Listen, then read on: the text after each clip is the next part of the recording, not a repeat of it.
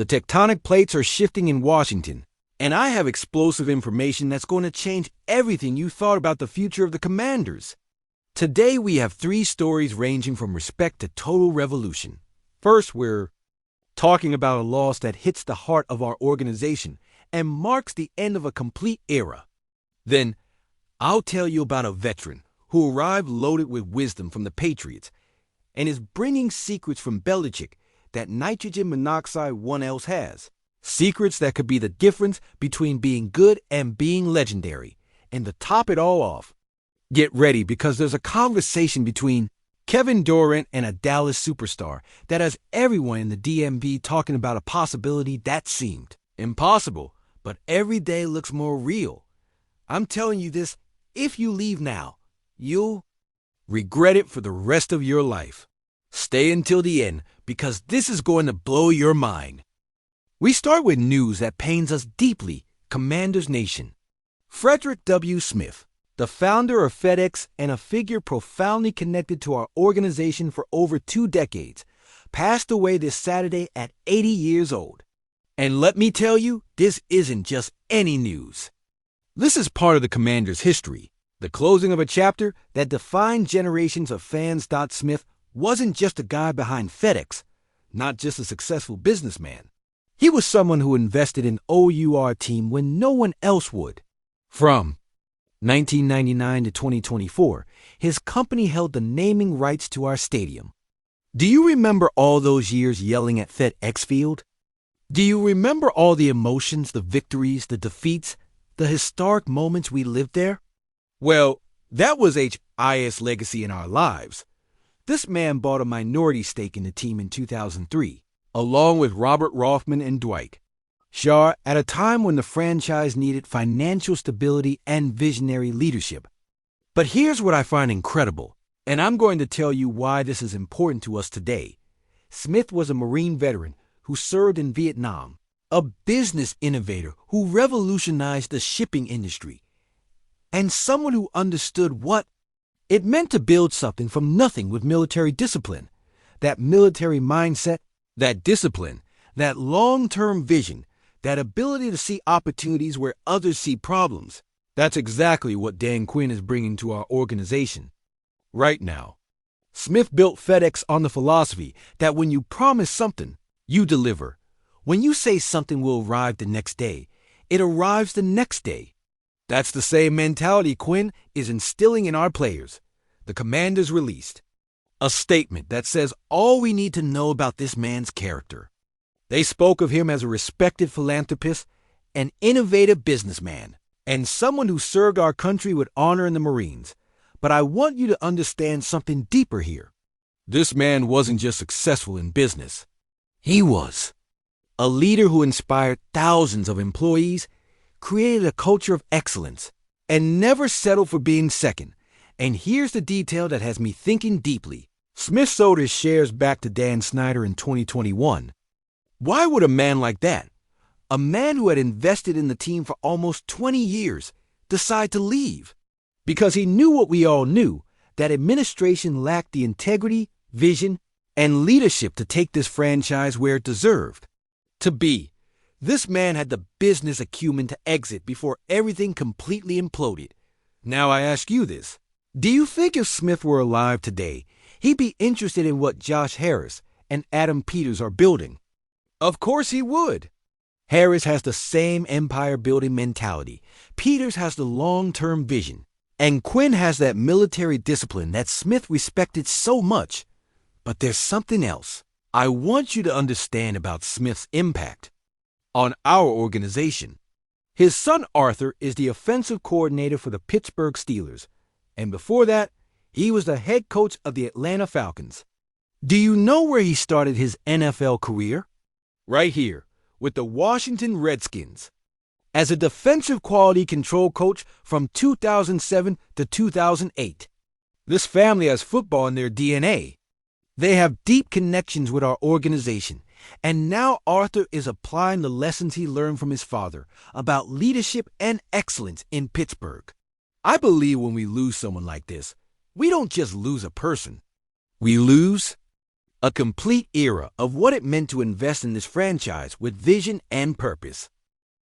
Now, let's move on to something that has me completely excited, and that is that Dietrich Wise Jr., our new defensive end who came from New England, has just revealed Bill Belichick's best-kept secret. And I'm telling you, this is going to change our defensive mindset in ways you can't even imagine. An interview with John Keane. Wise opened Belichick's mental playbook in a way he never had before, and what he said blew my mind completely. Listen closely, because this is pure championship philosophy. Practice execution becomes game reality. That is pure gold. I believe this is the mentality we lacked, that obsession with details, that perfection in every repetition that helped the Patriots win 6 Super Bowls in 2 decades. But here's what has me completely electrified and tells me something special is happening in Washington. Wise says that when he arrived at our facilities, both Dan Quinn and Joe Witt Jr. told him exactly the same thing Belichick had been preaching for years. We have to practice the way we want it to happen in the game. Do you understand the magnitude of what this means? We're talking about the exact same philosophy that led the Patriots to dominate the NFL for nearly 20 years. It's not a similar philosophy. It's not something like it. It's exactly the same mentality that set New England apart from the rest of the league. And now that mentality is in Washington, being implemented by coaches who understand and live it. Wise is 30 years old, was a 4th-round draft pick in 2017, and was part of the team that won the Super Bowl in 2018, beating the Rams. This man lived the experience of being a champion under Belichick's system, played with Tom Brady at his peak, and is now bringing all that experience directly to our house. But I want you to understand something deeper about what Wise represents for us. He's not just another veteran player. He's an ambassador of championship culture. When he talks about what he learned from Belichick, he's not just talking about technique or strategy. He's talking about mindset. Listen to what he says about fundamentals. Techniques, fundamentals, the bigger the moment, the more you rely on techniques and fundamentals. This is elite-level sports psychology. When the playoffs come, when the pressure is maximum, when everything is on the line, the teams that win are those that return to basics, to what they've practiced 1,000 times until it becomes instinct. Also talked about stopping the run, rallying the pass rusher as a defender, building tough, smart, and reliable players. Now I ask you this. Doesn't it sound exactly like what Dan Quinn has been preaching since day one in Washington? Of course it does, because great coaches understand that there are universal principles that don't change. What fascinates me is Wise's honesty about the problems the Patriots had after 2019. He said, to talk about what went wrong, what didn't happen over the last 8 years, we'd be here for 3 hours. This man acknowledges that even the Patriots had their struggles when they lost Brady and when the system began to change. Here's the key: the lessons he learned during those golden years from 2017 to 2019 are still completely valid, and now we have direct access to that wisdom. While other teams are trying to decipher New England's formula from the outside, analyzing film and speculating, we have someone who lived that formula from the inside. Wise already participated in the mandatory minicamp, has already integrated with his new teammates, and what excites me is seeing how he will transfer that championship mentality to players like Montez Sweat, Dorrance Armstrong, and the rest of our pass rush. Imagine having someone who can say, here's how Tom Brady read the defenses, here's how we adjusted our rush, here's how Belichick prepared us mentally for big moments. And now we come to the news that has all of Washington, D.C. talking. Has the Cowboys waking up in cold sweat and could completely change the landscape not just of the NFC East, but the entire National Conference. Micah Parsons, the Dallas superstar, linebacker who redefines the position, just dropped a nuclear bomb that has massive implications for the future of the Commanders. It all started in an interview with Kay Adams of FanDuel, where Kevin Durant, whom you know is an obsessive Commanders fan since childhood, made a prediction that seemed straight out of his wildest dreams. Durant said, and I quote, "I think Micah will be a Commander sometime in his career. I mean, in 2 years." Now, when KD makes a prediction like that, one might think it's just wishful thinking from a fan. But Parsons' response was what left me completely speechless. What made me realize that this is not just speculation. This is a real possibility. This man said, without hesitation, "I just work with Dan Quinn. You know what I mean?" Boom. Did you hear that? A 4-time Pro Bowl superstar, one of the most dominant defenders in the league, just publicly declared his total loyalty to OUR coach. Durant immediately responded, "Exactly. That's all you need." And let me tell you when Kevin Durant is. In your corner playing Cupid to bring talent to Washington, things get very serious. But I need you to understand why this declaration from Parsons is so significant. This isn't just any player talking about any coach. Parsons has been selected for the Pro Bowl every season of his 4-year NFL career. He's been Defensive Rookie of the Year. He's led the league in sacks multiple times. This is a player who could choose to play for a NY coach in the league. But he's publicly saying he only wants to work with Dan Quinn. And why is that connection so strong? Because Quinn was his defensive coordinator in Dallas when Parsons exploded as a superstar. Quinn was the one who designed the system that allowed Parsons to make those impossible plays we see every Sunday. Quinn was the one who understood Parsons isn't just a linebacker, isn't just a pass rusher. He's a weapon that can be used in ways no one else had imagined. Now, I'm going to be completely realistic with you because that's my responsibility as an analyst. Is this possible? Absolutely. Is it likely in the short term? Well, here's the complication, and I need to explain exactly what obstacles we'd have to overcome. The Cowboys love drama more than any other franchise in the NFL. Jerry Jones lives to be in the headlines.